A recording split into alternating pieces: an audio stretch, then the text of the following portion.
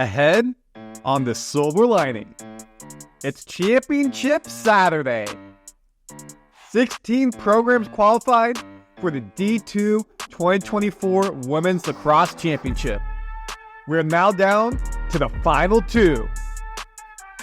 Billed as a David versus Goliath matchup, find out if the underdogs could slay the perennial powerhouses.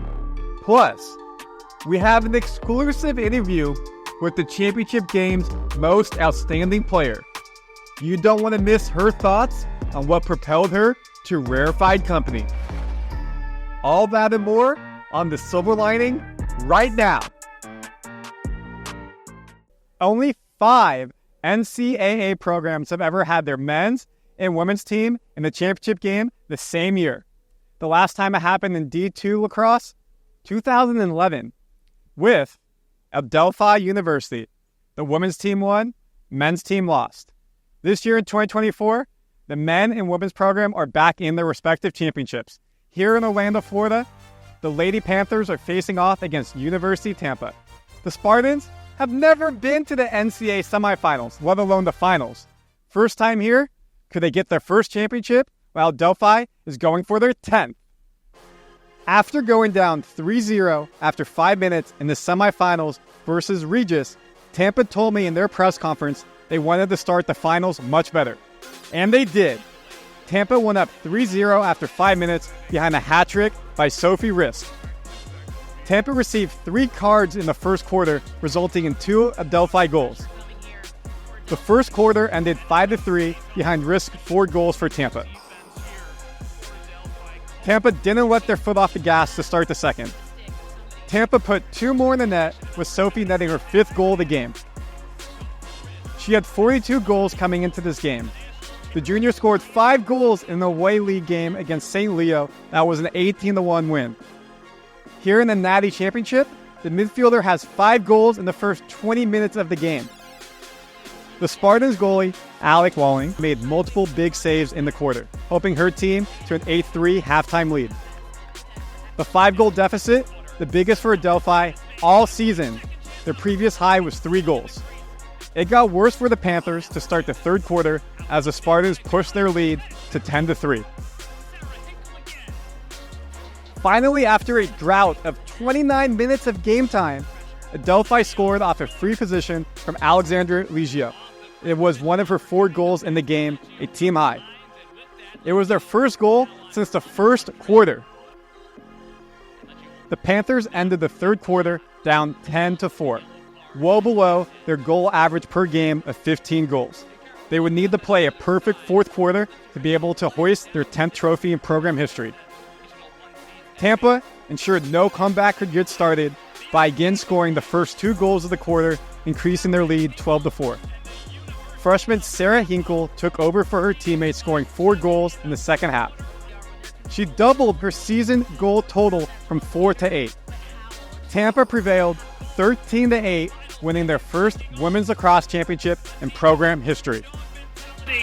A team with a championship mindset has the championship trophy for the first time in women's lacrosse program history.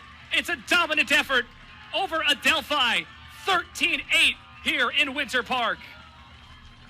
The players stormed the field after the victory, celebrating, hoisting the trophy above their head, and putting on the Natty title t-shirts. And as they did after their semifinal win, they went over to their fans, parents, friends, peers, and celebrated in the stands. Congratulations to the University of Tampa, your 2024 NCAA National Champion.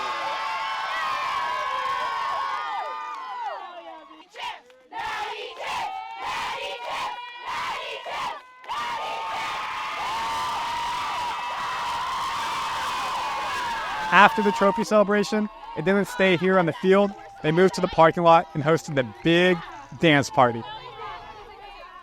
Spartans head coach Kelly Gallagher talked about that they practiced at 12 p.m. every day because they knew one day they would be here at the NCAA tournament title game, which is at 12 p.m. every year. And it paid off. They looked fresher, more fit, and more energy at the start of the game and throughout. And folks, I don't know if you can see, I'm sweating out here. It is very hot. It's about 95, 100 on this field with AstroTurf. In her press conference after the game, the head coach, she was emotional for good reason. They had just won their first NCAA title. It feels so unreal. I'm just really proud. Thanks, guys. I'm just really proud of these young women sitting next to me, the ones who've been through the program. Like, we've talked about this since day one, and I think I get to take a vacation now. But I'm just really proud to get to be their coach every day. We have to talk about Sophie Risk of Tampa. She was named NCAA Tournament MVP. Those 5 goals in the first half tied the most she had in any game all season. She did that in one half of play. It was also second all-time for most goals ever scored in a championship game. After the trophy celebration, I caught up with the midfielder on the field, and I asked her to analyze what went so well for her in the first half. I set my mind to things. I know what I want, and I've worked my whole life for this, and my team, we've all worked so hard for this and for this moment, and I think just us being a family, we come out and Cece Colombo, one of our senior captains, literally says before the game that we're here to do it for each other first. It's for everyone else and then yourself, and that's exactly what our team does, and I just happened to be the one that was open in the middle there, and that got the goals off, but I couldn't have done it without my teammates working and passing the ball around, just keeping their head up. Another key performance today for the Spartans, goalie Alex Walling. She only gave up 8 goals to a team that scores on average 15. She made 6 big saves, with most coming in the first and second quarter, helping her team grow their lead. I caught up with her after the game, and she was very selfless, giving the credit to her midfield and defenders versus herself.